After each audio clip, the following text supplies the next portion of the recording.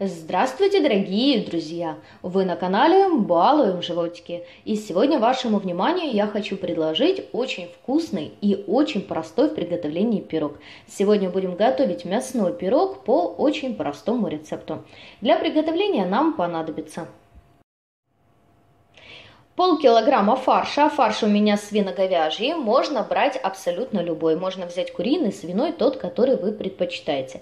Также на такое количество фарша нам понадобится 1 луковица среднего размера и 1 небольшая морковь. Для приготовления теста для пирога нам понадобится пол-литра кефира, 2-2,5 стакана муки, 150 грамм сливочного масла. Масло можно заменить маргарином по желанию, 3 куриных яйца, 2 столовые ложки сахара, 1 чайная ложка соли и 1 чайная ложка соды.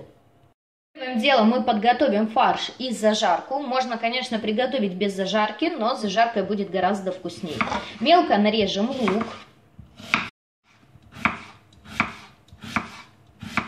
Измельченный лук отправляем обжариться на хорошо разогретую сковороду с растительным маслом. Обжариваем лук до мягкости и прозрачного цвета.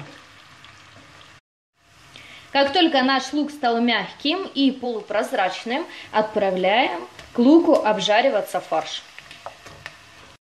Перемешаем все хорошенько и теперь обжариваем лук вместе с фаршем до полного изменения цвета фарша. А пока натрем морковь. Морковь натираем на мелкой терке.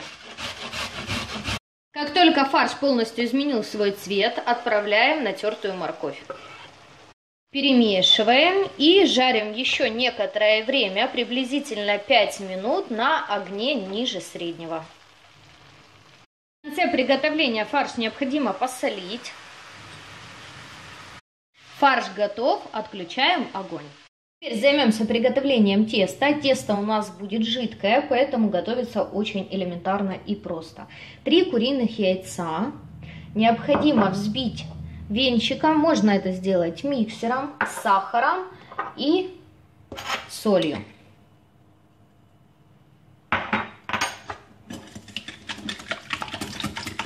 Взбили яйца и теперь вводим кефир. Кефир я пока не весь ввожу, ввожу половину, и вот этой половине кефира я гашу соду, чтобы произошла хорошая реакция. Перемешиваю, и теперь вот этот кефир с содой уже выливаю сюда. Перемешиваю все венчиком. Теперь мы вводим сливочное масло. Сливочное масло необходимо растопить, вот чтобы оно было такое вот не совсем горячее. Если масло мягкое, то есть оно у вас предварительно не лежало в холодильнике, то можно его не растапливать, а прям добавлять мягким. И теперь перемешиваем все это дело вместе с маслом. И теперь вводим муку. Муку необходимо просеивать. Делаем это частями. Часть добавили муки, вымешиваем. Часть добавили, вымешиваем, чтобы получилось однородное тесто без комочков. Вот и все, наше тесто на пирог готово. Вот такое вот оно должно получиться, однородное, как густая сметана.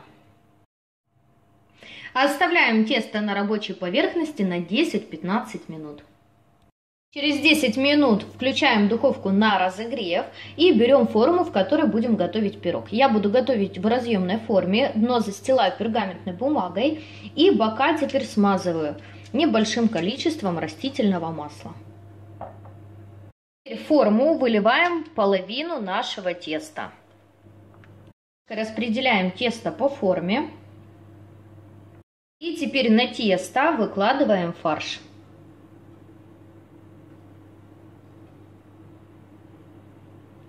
Теперь на фарш выливаем оставшуюся половину теста. Теперь ложкой распределяем тесто. Отправляем пирог выпекаться в хорошо разогретую духовку до 180 градусов минут на 40-45 до образования красивой золотистой корочки. Мой пирог уже готов, теперь даем ему время остыть и можно извлекать из формы. Мой пирог остыл, я изъяла его из формы и теперь отрежем кусочек и посмотрим, что у нас получилось. Вот так вот, друзья, наш пирог выглядит в разрезе. Посмотрите, какой красивый и аппетитный он у нас получился. Обязательно попробуйте, друзья, приготовить такой пирог у себя дома. Готовить быстро, просто, а получается действительно очень вкусно. Я желаю вам всего хорошего, приятного аппетита. Подписывайтесь на наш канал, вас ждет еще очень много вкусных и интересных рецептов. До скорых встреч!